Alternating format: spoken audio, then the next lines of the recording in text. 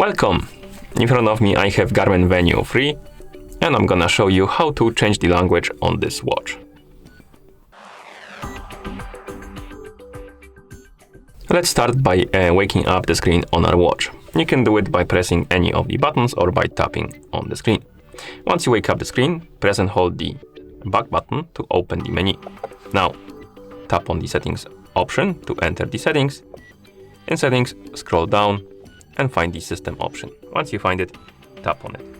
Here, find the option called language. Once you find it, select it.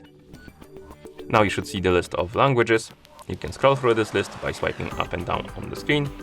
Find the language you would like to use on your watch, and once you find it, tap on it, select it, and wait until it's applied. It takes a couple of seconds. So now when we open the menu, you should see the language changed, as you can see. Okay, you can also change the language through the phone application if your watch is paired with a phone. I'm gonna bring my phone right here. Zoom out the camera so you can see the whole screen. Like this.